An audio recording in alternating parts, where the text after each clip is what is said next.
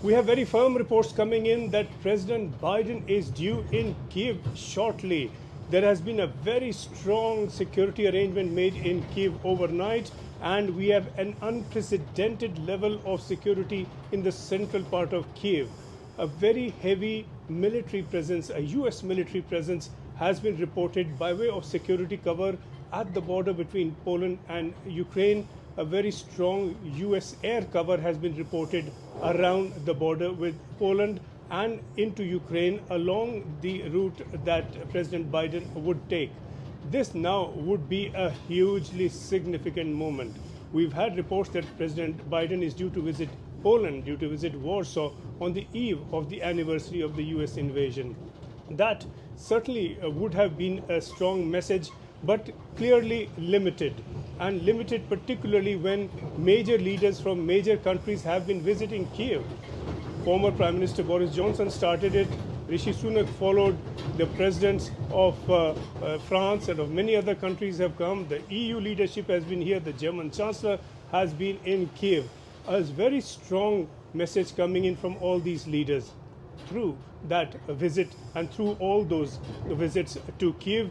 And it would have been a bit awkward for President Biden to have come only as far as Warsaw and gone away. But clearly, the US president coming to Kyiv is a very, very strong signal. Needless to say, this has not been announced. Clearly, there are security concerns, security arrangements. A lot of precaution has to be taken around this visit, and not least of which is confidentiality and secrecy around such a visit itself. But clearly, these images will be beamed out to the world, and nowhere will they matter more than in Moscow, where the Kremlin would be watching this kind of scenario with great concern and perhaps even a degree of trepidation. This clearly is the signal beyond words that the US means what it says when it says that it is with Ukraine all the way. And this kind of gesture, this kind of symbolic visit is more potent perhaps at the diplomatic level than even at another level all the arms and ammunition that the US has been supplying to Ukraine, and the US has been by far the leading supplier. This now underlines that message.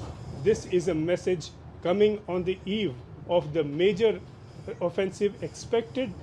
That spring offensive that was expected from Russia is underway already. Heavy fighting has been reported all along the east of Ukraine, in Donetsk, in Luhansk, and at the border around Kharkiv.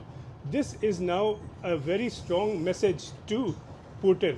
Number one, that if he were to try and get more aggressive, the US could step in even beyond what has happened so far. And secondly, it is also a message, given the threats that we've had from Putin about a nuclear response, this now is a threat that, should it come to that, the US will respond.